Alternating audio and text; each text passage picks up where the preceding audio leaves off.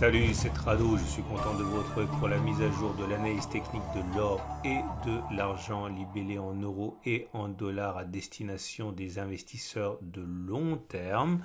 On va commencer comme d'habitude par le flux de nouvelles et cette fois-ci le flux de nouvelles que j'ai trouvé plus intéressant que les autres est plutôt négatif, hein, il faut le dire, comme ça on ne peut pas m'accuser d'être biaisé dans mes articles. Et le premier nous vient du site Investing. Bon, c'est en anglais comme d'habitude, hein, mais je vous rappelle que vous avez de très bons logiciels de traduction automatique.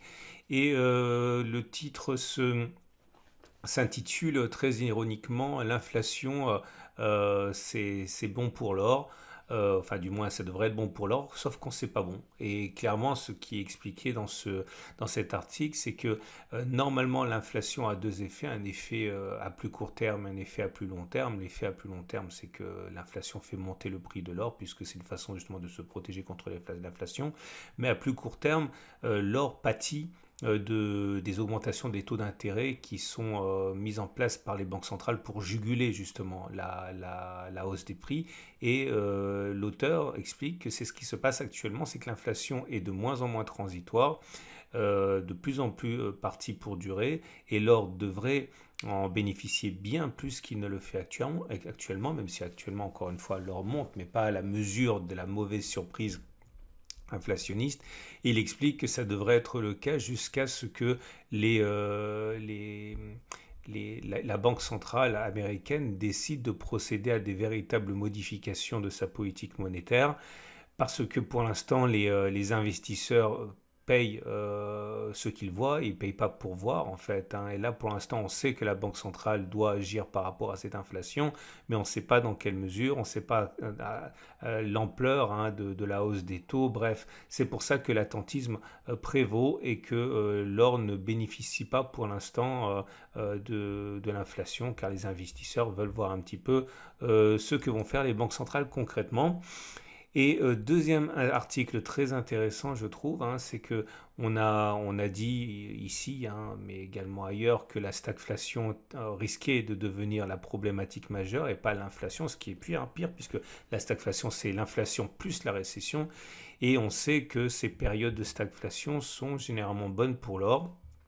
Alors le spécialiste Kitco, non pardon pas Kitco, c'est sur Kitco que les spécialistes de Bank of America sont intervenus. Ils disent pas si sûr, parce que lorsque l'on regarde en 1971 et 1981, eh bien effectivement, hein, on a eu une explosion, un rallye de l'or parce que la stagflation était très marquée.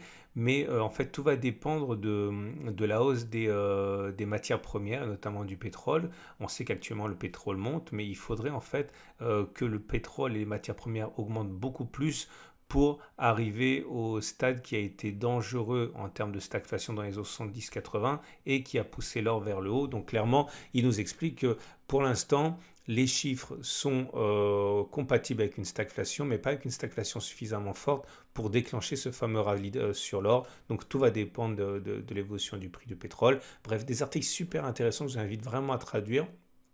Et le dernier, et parce qu'il faut toujours regarder dans le rétroviseur pour savoir ce qui peut se passer dans le futur, c'est un très bon article comme d'habitude réalisé par Nicolas Perrin, qui a regardé ce qui s'est passé, hein, par rapport à cette hantise, hein, de la confiscation de l'or, et ce qui s'est passé aux États-Unis pendant la période de confiscation de l'or des années 30, et notamment il a regardé les amendes qui étaient prévues pour les contrevenants. Il a également fait le bilan, voir s'il y avait beaucoup d'Américains qui avaient ramener leur or à l'État dans la période de confiscation. Avec grande surprise, ils se rendent compte que non, pas beaucoup en fait d'Américains n'ont rapporté leur or, et notamment parce qu'on pense bien que ce sont ces mots, hein, que la Banque centrale américaine voulait faire peur, mais elle n'allait pas pourchasser les Américains pour récupérer l'or. Bref, des articles très intéressants je trouve aujourd'hui, et que vous trouverez en dessous de la vidéo pour aller les compulser.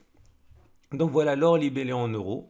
L'or libellé en euros qui finalement, au-delà des vicissitudes et des primes et des accélérations de court terme, continue à évoluer dans ce qu'on pourrait appeler un canal ici de latéralisation. C'est intéressant de voir qu'on n'a pas clôturé en dehors de ces marges depuis juin. Ok, on a fait des excursions par-delà, mais pas de clôture. Donc on peut tout à fait envisager en ce sens, hein, de continuer à faire des latéralisations de cette manière entre 1480 et 1550 globalement. Je vous rappelle qu'on n'est pas sur une zone d'accumulation rationnelle, hein, puisque le petit jeu de yo-yo nous amène à avoir comme zone d'accumulation rationnelle les 1480 1473. Vous voyez, ça fonctionne bien ce petit jeu parce que finalement, chaque fois qu'on vient, on renforce et puis on remonte et ça correspond quand même à une marge de variation de 5%. Donc voilà, on accumule à bon compte le temps que l'or se fasse une conviction.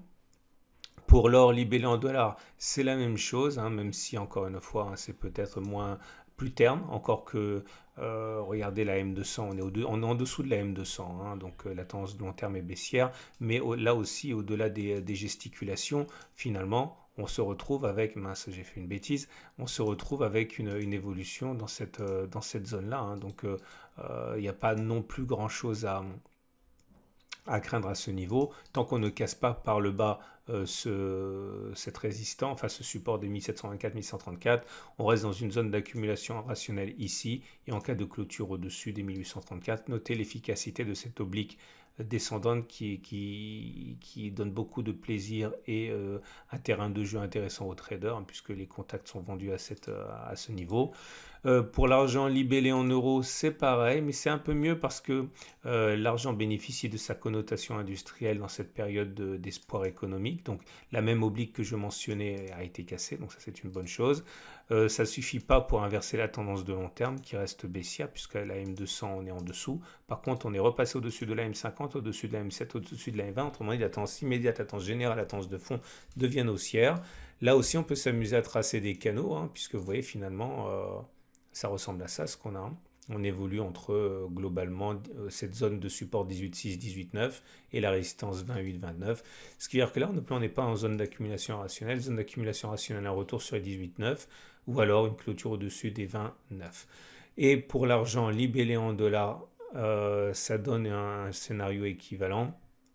On a cassé l'oblique qui nous intéressait, ce qui est bien. L'or a échoué à le faire, l'argent a réussi à le faire. Ce qui suffit pour l'instant à remettre l'or et l'argent en tendance haussière. On est au-dessus de la M7, au-dessus de la M20, au-dessus de la M50, tendance immédiate, tendance générale, tendance foncière, tendance de long terme baissière. On n'est pas sur une zone d'accumulation rationnelle.